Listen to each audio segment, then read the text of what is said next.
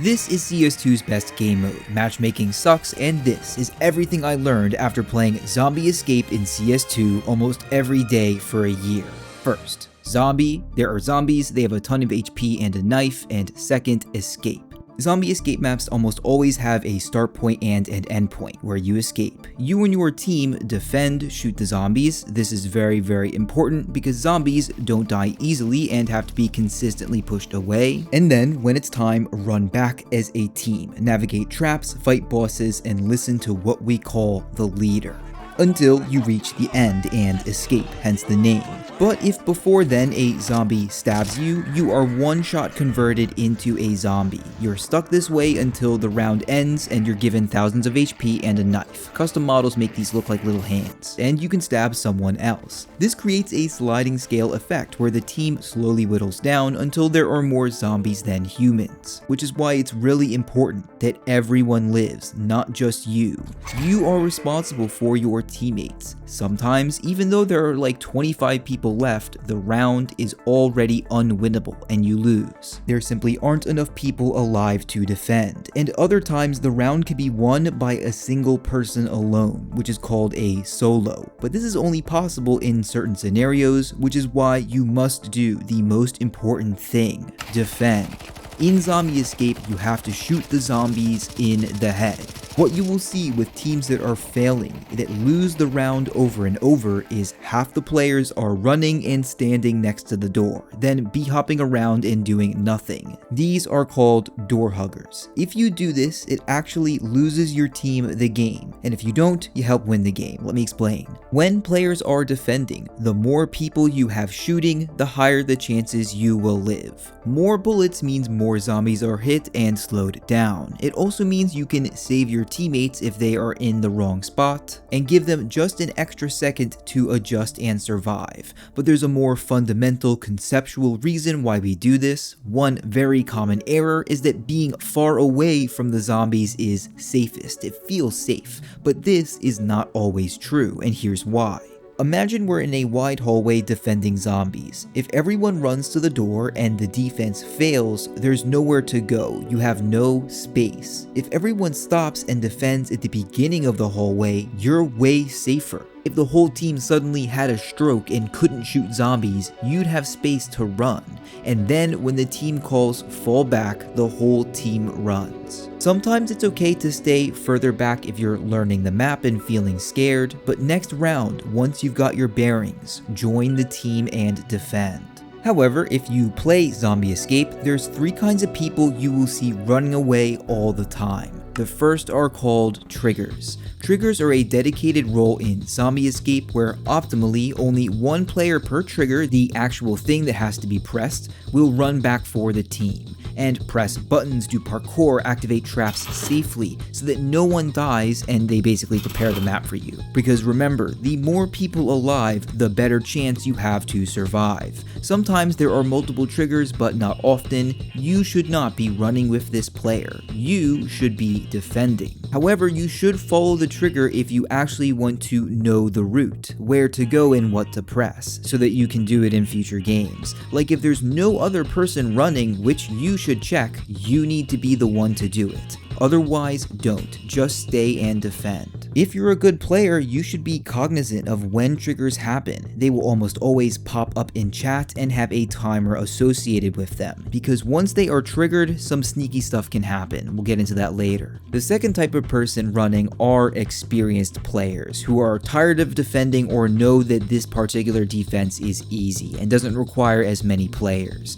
But you will see these players defending when it's necessary, unless they are trolling, which they will do. And the third are door huggers, the worst group of players in all of Zombie Escape. These players are on autopilot, they aren't paying attention, I do this too, and they are killing your team by doing nothing. We call them door huggers or door suckers because they are making love to the door instead of playing the actual game. Bottom line is you need to learn the maps, when to defend, and how to stay alive. Because there are times, many times, when you have to run as fast as you can to avoid certain certain death. One reason is because of teleports. Throughout zombie escape maps, there are times where all the zombies left behind will teleport to a specific, consistent location on the map. This is meant to clean up zombies and humans that got lost, but you can get caught in teleports. This is an instant death 99% of the time. You're in the ball of zombies. Another reason is because the defenders, that's you, are in a suboptimal place. Let's say we're in a huge area where zombies can spread out and flank on all sides. This is a common zombie strategy that most good players are aware of. It would be way better to stand inside the doorway at a safe distance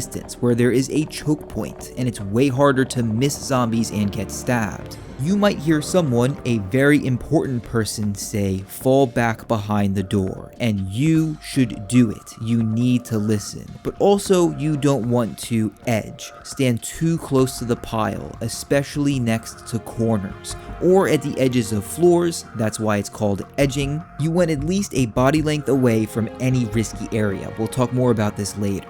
So who is this person talking in your ear all the time? Well, one of the best mechanics of zombie escape, if you can call it that, is the leader system. In zombie escape lobbies, there's one person that rises to the top and herds the team to victory. It's right in front of you. Shoot, shoot, shoot, shoot, shoot. Shoot this guy, shoot this guy, shoot the guy. He's above you, he's above you. Very good, very good, very good. No way, no fucking way, no way, no way, no way. You suck, you suck, you suck, you suck, you suck. Basically shouts at their team using their microphone, a whole marker system that is crazy in China, and their own body to inform the team and guide them through each and every stage of the map. There's two main things you will hear your leader say: defend and fall back. Listen to them. If you don't and you just blindly follow your teammates, you are useless until you snap out of it. It is so easy just to phase out and not pay attention and die. I probably did this today, I'm not gonna lie, it's super common. But listening is the only way to learn without losing repeatedly, especially on maps that would be unfair and otherwise impossible without a leader. But leaders will also say specific things, like defend at this barrel or whatever this is, or fall back until you see XYZ and then stop and defend. They might also say things like shoot the NPC or door hug, remember that? If they say door hug, it means you really need to run. Whereas if they just say fall back, you might see some players trailing and still shooting. These players are backpedaling, a form of defending where you run backwards while still shooting.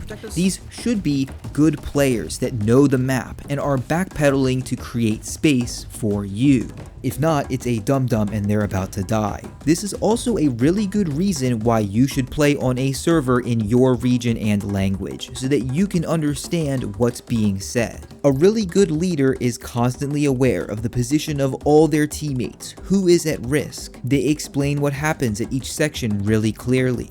This door will close, now go forward, stop at the wheel barrel, the wire barrel on your left. Stop there. Door on your left is just for trigger, come back out and join your team. And they know the map front to back. Do not try to lead if you don't know the map. Shut up. You will kill your entire team if you tell them something false. And there are maps that are specifically made for chilling and socializing. They're called casual maps. There's a bunch of them. 8 ticks is a common one. Defense is another one. These maps should feel like you're on a surf server just hanging out. But when it gets intense and things are really complicated, you won't hear anyone talking except the leaders and other veterans. Like literally no one, unless you are genuinely helping someone. A lot of times, as a leader, I see someone in the wrong spot. I shout them out by name, flatly and nicely. Be careful, shortcut guy, Eden, back up. Very good. And they almost always run and live as a consequence. This is okay, or if you know something's going wrong, go ahead and say something. What you will learn how to do if you take this journey and become an amazing zombie escape player is lead yourself. You can one day lead your team to victory in a full lobby of 64 players at your command, giving other people this experience that they might not be able to have without you. And when you win, it is a feeling like no other.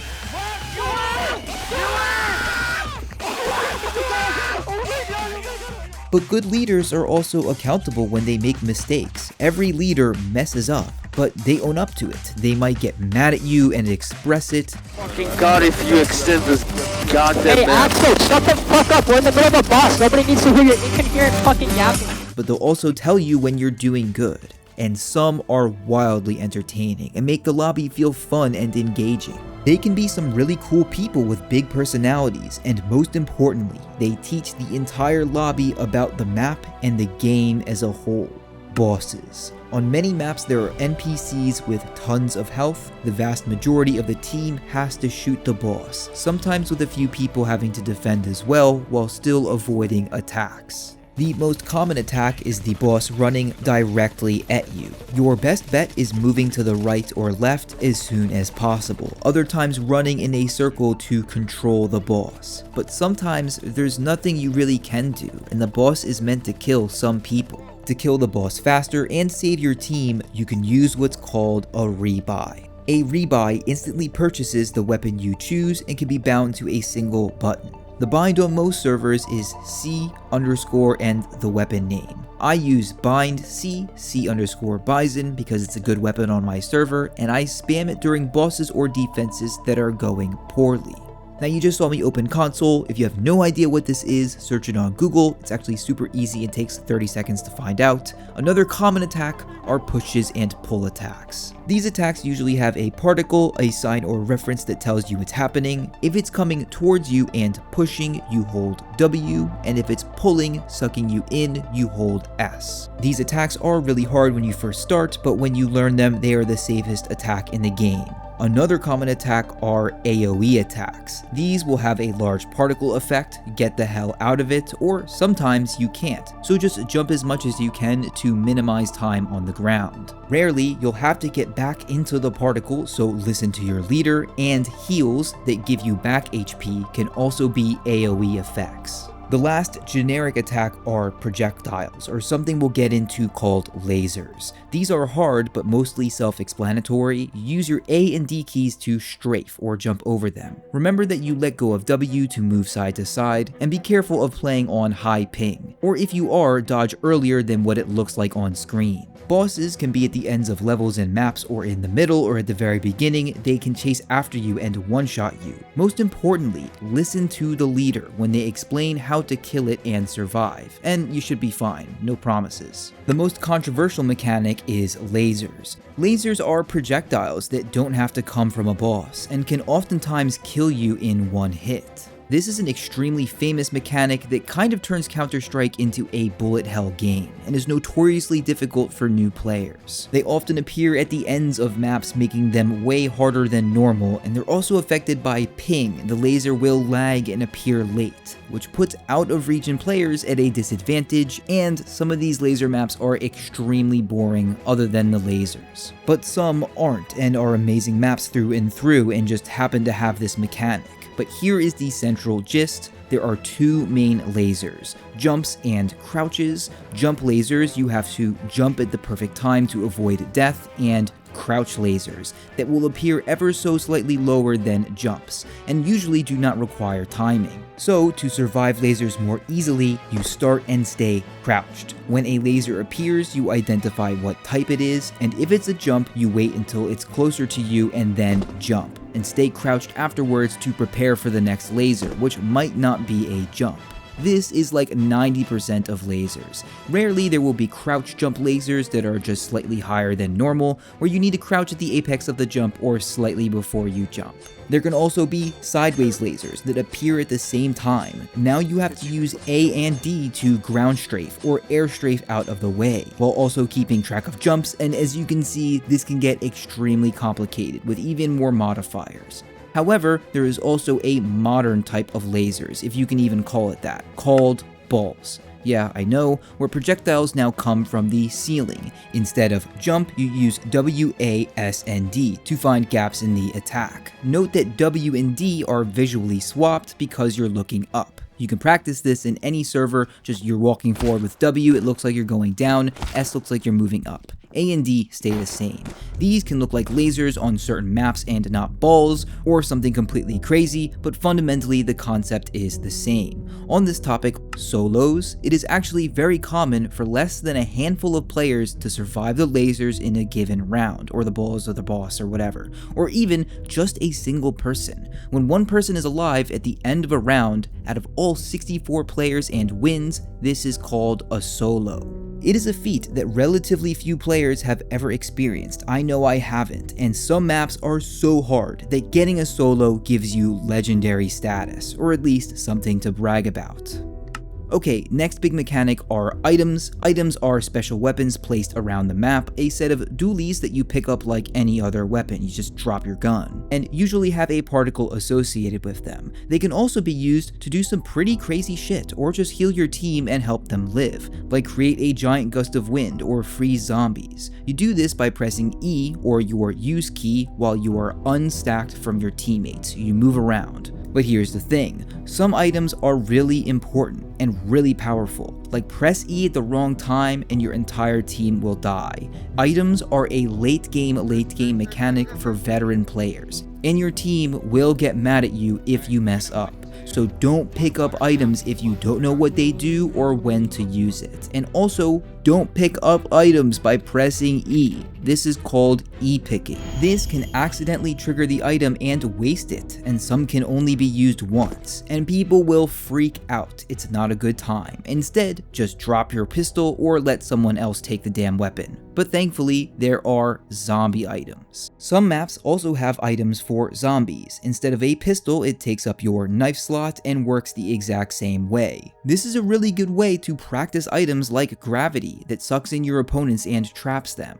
To find these items, you have to rush to them and get there before your teammates do. And if you mess up with a zombie item, no one cares. All the humans want to win, so if the zombies aren't trying, it's fine. Next, weapons. Now, weapons are going to depend a lot on your server and settings and vary widely between regions, like China has its own huge custom weapon system, but in regular lobbies, the absolute best gun for beginners is the Bison. Why? Huge magazine to keep shooting zombies and amazing movement speed. It is very easy to burn your clip, turn around, and get the hell out of there.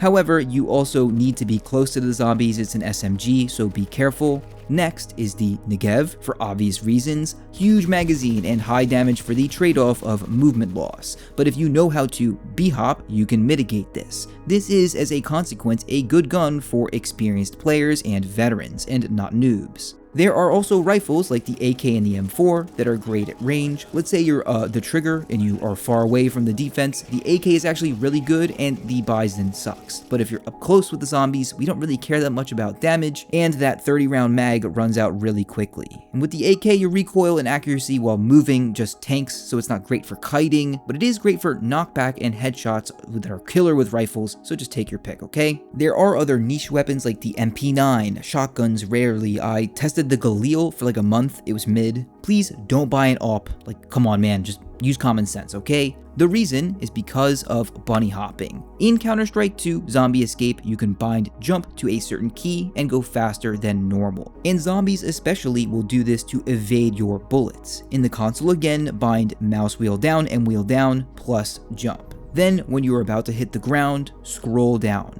Next, when you are in the air, let go of W and only use A and D. Move your mouse in the same direction as the key. A when moving to the left and D when moving to the right. These are the super basics. There are better tutorials online. However, zombies can do this and you need to be very careful around them. They might bunny hop, gain speed, and hit the B-hop right before they cross into vision. From your point of view, you don't even see them yet. They will then enter the door, strafe, and turn into you, and easily stab you. That's why you need to keep your distance from all doors and corners, and pre-fire them. Shoot before you see a zombie so that they run into the spread. On top of that, as a zombie, your best bet is always to break line of sight. If there is a box or a wall you can put between you and the opponent, they cannot shoot you, and you can gain ground. Then you can strafe or B-hop to gain speed, so you can get as far as you can. If you do this well, you can catch one person off guard or kill the entire enemy team by starting a chain knife. So in Zombie Escape, the outcome of a round can change in an instant. This is because, obviously, a zombie that gets inside the team will just start slicing away, and this results in a giant chain reaction. This can also happen at the end of a fallback line, when people are running away after a defense. Now there's something you can do to combat this. If you know the map, you can run backwards and shoot through your teammates to save them. This is a really good rule of thumb to do always, and in general, look behind for your own teammates. It is very frustrating to die when someone could have just clicked mouse 1. And as we discussed, this definitely increases the chances of you winning. But if you remember, there's also something called edging. If you stand too close to an edge or doorway, you are a liability to the whole team. Because if you die, you will almost certainly start stabbing away. I don't know why, even I do this. It's like an instinct to punish your team for your own mistake. Ladders are also very dangerous because zombies cannot be pushed off, only killed. People get edged by ladders all the time. So you should keep your distance from ladders and strafe jump off of them to avoid getting stabbed from below. If you see somebody edging, you should use your microphone and let them know to step back. If you do it nicely, they will appreciate it and survive. Sometimes, and please do not do this, you will see someone intentionally edging. They look silly, they're stupid, and they're trying to kill the team. You have to shoot them while they are still a human so that they're shot the instant they change. Otherwise, they will inevitably start a chain knife because of how close they are to the team. This is bannable most of the time, even if an admin isn't on, so please don't do it yourself. Alright, so there's one thing I can't teach you, which is all of the maps. How every map works, all the traps, all the bosses. There are currently about 300 maps, I'm not sure, for Zombie Escape in CS2, and there are probably over 1,000 that could be ported in the next few years. The main way to learn maps is by listening to the leader, or just playing them, but maps do fall into a few general categories. Some of these will be familiar. Casual maps. These are the easiest maps in the whole pool. They usually have very small and simple defenses. It's very common for players to troll and edge and hurt their own team for fun. Don't take these maps too seriously, just goof around. These are maps like Atix that has a bunch of versions, Defense 3002, and a map called Sex Mod. Stage versus linear maps. So this really isn't a distinction in Zombie Escape, but some levels have stages like progress points, while others have one long continuous level. Famous long linear maps would be like Frostdrake that's about 20 minutes long, or Dystopia that's around 30 minutes long, whereas famous staged maps would be like Mako that has items and lasers, and Predator Ultimate that had the first moving boss and a final stage that is insane. And all of these maps are in CS2. Tryhard maps. Now, most of these maps that we just talked about would also be categorized as tryhard maps. They almost always require a leader, they have items, lasers, bosses, balls, and you will commonly see these played at a server's peak player times.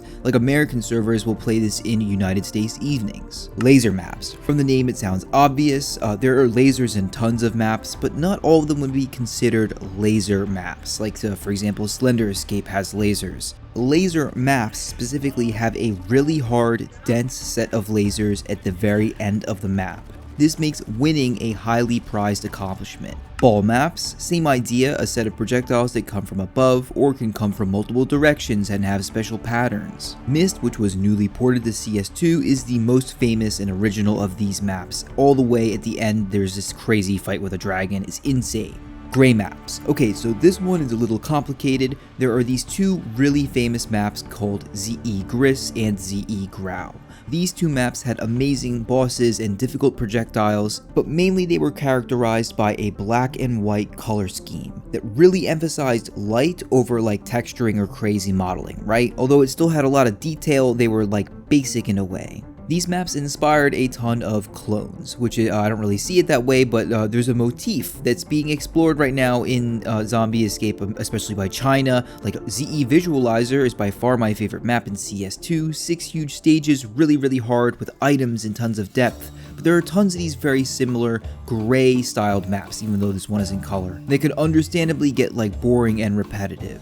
Minigame maps. So these are really fun. Each level is a different challenge that you have to complete. Some are really cool, like a quiz that you have to take with your team, and can also be very difficult and have lasers. RNG maps. These are maps with randomized layouts that add complexity. In CS2 we have ZE Random, super famous, and you will see this played a lot, and ZE Onieros, a very challenging map that has only been beaten a couple times. OBJ maps. Now these are probably the hardest maps in all of Zombie Escape. They're not even available in North America for the most part because of their difficulty. They have insanely tight defenses, tons of ways to die, and can be over 40 minutes long. They're very popular in China where the community is very developed, and I have absolutely no idea how they work. I've only seen them in videos. The map Minecraft Sakura is like a light version of OBJ maps, which you can try on like any server right now. And there's one more category, surf maps. Yes, Zombie Escape has surf. If you watch my channel, you know I love that game, and this is like a crossover. Some of them are really good, but right now, surf is bugged in CS2. Now, I've told you everything I can about Zombie Escape. The best experience is technically on Counter-Strike Source. I've been showing you CS2 because that's what I play. I tried Counter-Strike Source and I see the benefits. They are just way more experienced as a community, but if you want to, just install Counter-Strike Source and type in ZE_. But by God, we want you in CS2. Please join up by going to cs2browser.com. There you'll find every single Zombie Escape server, including their region and what map is being played. This is not sponsored, by the way. I'm not getting paid by them. I just use this website every single day. You don't need to log in, just click the green triangle next to the server you want, tab into CS2, and accept the map download. And you'll notice there's tons of open servers that I'd really love to see fill up one day. And for some of you to experience this amazing game already inside CS2 for free. If you enjoyed this, you'll enjoy the story of Zombie Escape and how it came to be and what the origins are. Thank you so much for watching and good luck shooting them zombies, alright? Shoot them in the head or something. I don't know. Goodbye.